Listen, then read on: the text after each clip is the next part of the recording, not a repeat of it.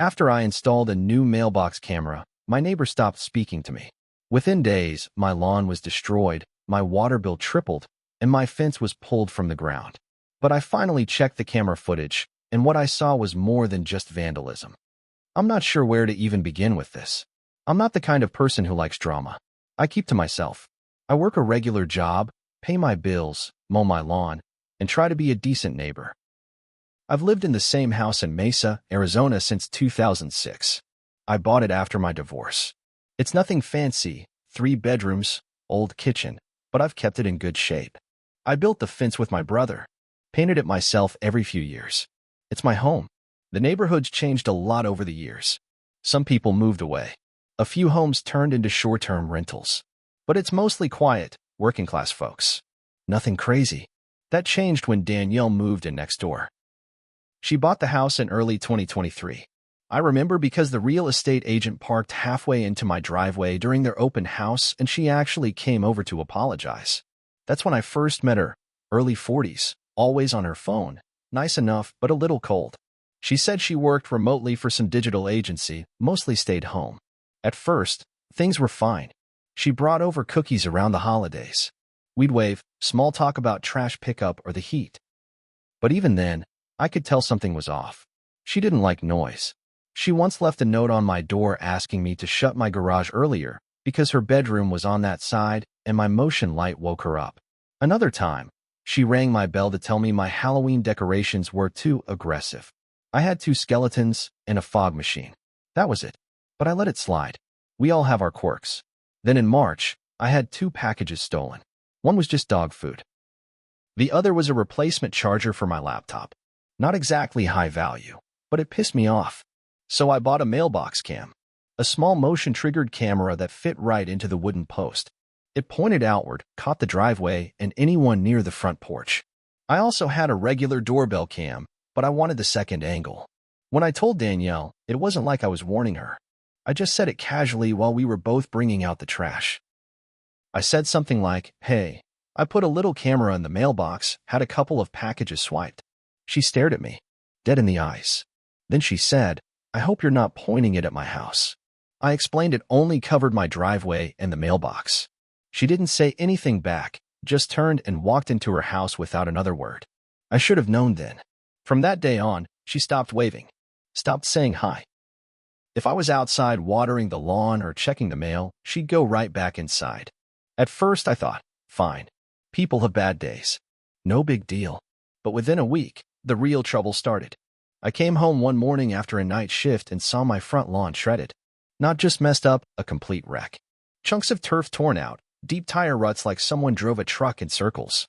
The sprinklers were cracked, one pipe sticking out of the dirt like a broken finger. I stood there for 5 minutes just trying to process it. Later that day, I got a notice from the HOA about landscape neglect. I was still trying to figure out what happened when I got my water bill in the mail. It was 3 times the normal amount. I barely even use water. I live alone, and I turn everything off religiously. I checked the outdoor spigots. One of them had been twisted open just enough to keep it dripping constantly. It wasn't just left on. It had tool marks on the metal like someone had used pliers to wrench it. Who the hell does that? I called the city. I filed a police report. They said they'd make a note, but unless I had proof, there wasn't much they could do. Then came the fence. I came home late again, and my front gate was on the ground, just laying there. The hinges were cracked like someone had kicked it hard or used a crowbar. 2 sections of the white picket fence were ripped out and dumped on my driveway like garbage. And this wasn't kids. I know kids. I've seen teenagers be stupid, throw eggs, TP a house. This was targeted, measured, like someone wanted to cost me time and money. I told a friend, and he asked if I checked the mailbox cam. That's when I remembered. I had it the whole time. But between work, stress, dealing with the damage, I'd honestly forgotten it was even there. So I sat down that night, opened the app, and started scrubbing through footage. I found her, Danielle, wearing a hoodie and gloves, but it was her. Same build, same walk, same stiff, hunched posture when she's cold. She came out at 2:12 a.m. the night the lawn was destroyed. She knelt down near my sprinkler box and used something, probably a wrench, to break it. Then she stood back, walked in circles, and took a few photos on her phone. 2 nights later, She did the water tap, clear as day, gloved hand, turning it open, then hitting it with a metal tool. Again, the phone came out afterward, like she was documenting it. Then the fence footage. She had help that night.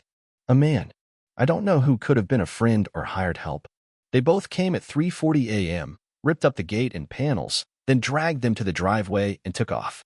But the worst was one final clip I hadn't noticed until I slowed everything down. She was near my gas meter. She pulled something from her bag, looked like a wrench, and twisted the valve. Then she pressed a black device, maybe a remote, against something near the wall. She held it there for 10 seconds, then took a picture and walked off. I don't know what the device was. Could have been nothing. But the fact she tampered with my gas line scared the hell out of me. This wasn't about cameras. This wasn't even about being neighbors anymore. Danielle wanted to hurt me, and she thought she could get away with it. I didn't sleep that night after watching the footage. I kept replaying the gas meter clip over and over. I zoomed in, slowed it down, even took screenshots. My stomach turned every time I watched her press that little black box to the side of my house. I don't know what she was doing exactly, but she was messing with something flammable, and that was enough. The next morning, I went straight to the police station. I brought a flash drive with the clips, printed screenshots, everything.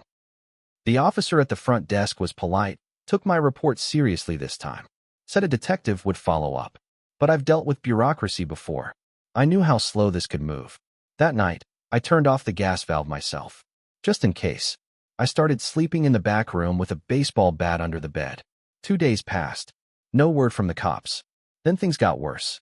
I noticed a drone hovering outside my kitchen window, just sitting there midair, buzzing like a giant insect. It flew off after 10 seconds, but I knew it was her. She was watching me. I went to the hardware store and bought blackout curtains, covered every window, bought new locks, motion lights. I even set up a second camera by the side gate. I wasn't just paranoid anymore. I was preparing. Later that week, I got a call from the HOA again. They claimed someone reported me for stalking a neighbor with surveillance equipment, said I was creating a hostile environment. I tried to explain what was happening, even offered to show them the footage, but the woman on the phone just said, "That's a police matter. We're only concerned with neighborhood peace." So not only was I being harassed, I was being painted as the aggressor. Then came the letter. It was slipped under my door sometime in the night. No stamp, no envelope, just a folded piece of paper with all caps block handwriting.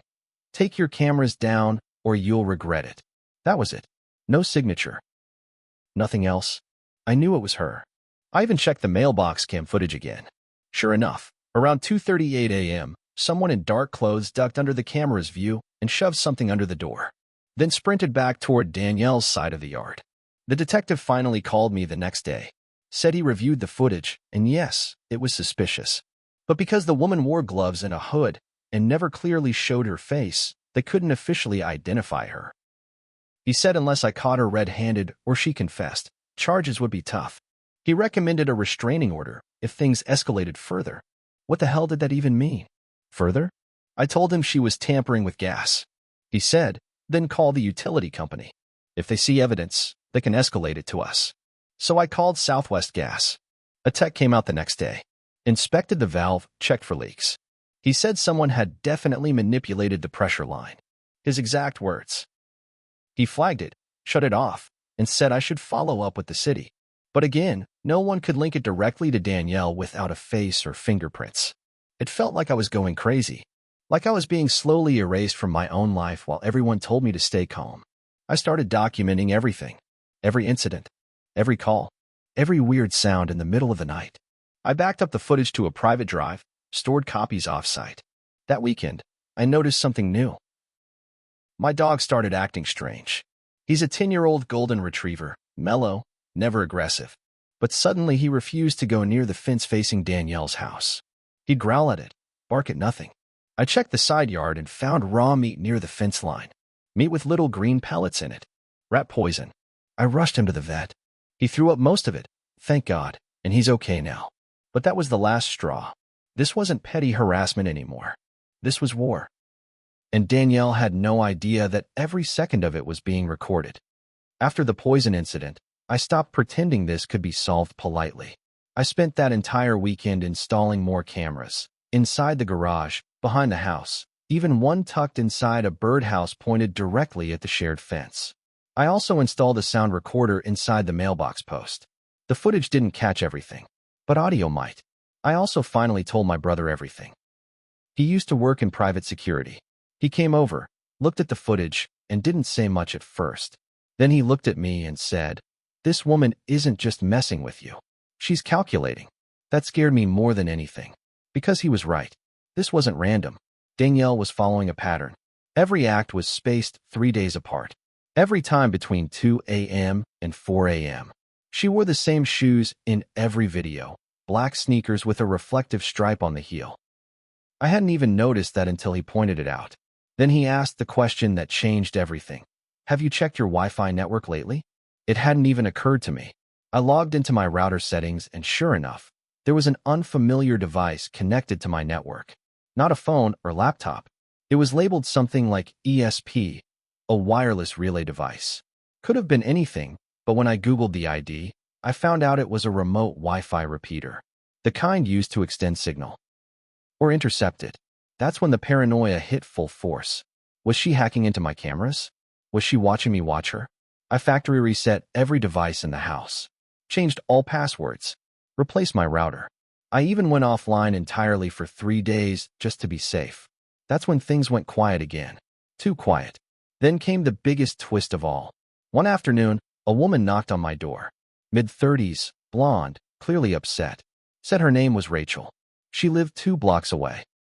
At first, I thought she was lost. But then she said, "You're the one with the mailbox camera, right?" I nodded. She said, "Do you know Danielle?" I didn't answer. Then she told me her story. Rachel's ex-husband had dated Danielle for 1.5 years. Said Danielle was charming at first, then obsessive, controlling.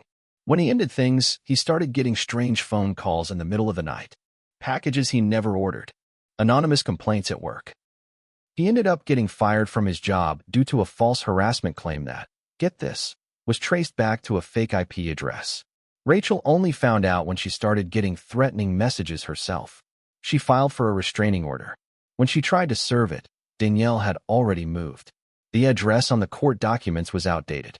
She only just found out Danielle was living here again, next door to me, because she saw her at a local grocery store and followed her home. I showed Rachel the footage. She broke down crying. Said, "That's exactly how it started for us. Little stuff. Then the sabotage. Then the stalking. Now I knew for certain this wasn't personal. Not at first. Danielle wasn't angry at me because of a camera. That just triggered something that was already broken in her. She'd done this before. More than once. And now I had a witness. Someone else who'd been through it. Someone who could back up what I was saying. That's when I realized something important. I didn't just want to stop her. I wanted to expose her. But to do that, I needed to bait her. Carefully. Legally. And make sure she walked into the trap herself. Once I realized Danielle had a history, once I saw what she did to Rachel and her ex, it changed everything for me. This wasn't just about getting justice anymore. This was about making sure she could never do this to someone else again. I spent the next week planning my trap. No games. No shortcuts. Just cold, methodical work. First, I backed up every piece of footage I had. Videos, screenshots, even timestamps with notes. Then I wrote down every incident with exact dates. The lawn, the water, the gas, the fence, the drone, the poisoned meat. I even collected the poisoned meat in a Ziploc and froze it as evidence. I set up a private online drive and gave my brother and Rachel access, in case anything happened to me. Then I filed a new report with the police. This time with Rachel by my side. She gave them a sworn statement about her history with Danielle. I gave them a full printed timeline with video stills and links. We also filed for a restraining order together and submitted copies of all the footage to both the local precinct and the HOA. Still, they said it might take weeks. So I set the bait. I bought a brand new package and had it delivered to my mailbox. Inside was nothing, just bubble wrap and a fake shipping label with a made-up name. I made sure it looked expensive. Then I left a small note taped to the mailbox, security upgraded. Smile, smiley face, I knew she'd see it. I made sure she would. That night, I stayed awake. At 3:14 a.m., she came. Put it again, moving quiet and fast. But this time, I had 4 cameras on her. Full body, full face. She reached into my mailbox, pulled out the package, and got sprayed directly in the face by a harmless but powerful UV-reactive dye I'd rigged using a legal anti-theft spray. It doesn't hurt, but it stains the skin and hair for days, even under clothes. She ran, but she left the package behind. And now I had her clear as day, face fully visible, mid-theft, with the stolen package in hand. I called the cops immediately. They showed up 10 minutes later. When they knocked on her door, she tried to lie. Said she'd been asleep. Said I was obsessed with her and spying on her. But when they asked to see her hands and face, she panicked. The UV dye was glowing under the patrol car's lights like a spotlight. They took her in right there. Turns out, she had 2 open warrants in other counties. One for stalking, one for vandalism. When they searched her house with a warrant, they found more stolen mail, a box of tools matching the ones in my footage, and a notebook full of creepy, detailed notes, including schedules for when I left the house. My name was written over a dozen times. So were Rachel's. And 2 other men I didn't recognize.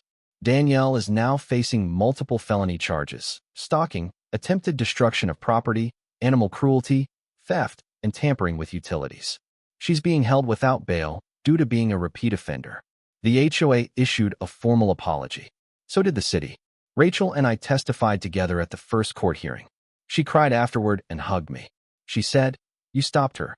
You really stopped her. It's been 4 months now. My lawn's growing back. My dog's okay.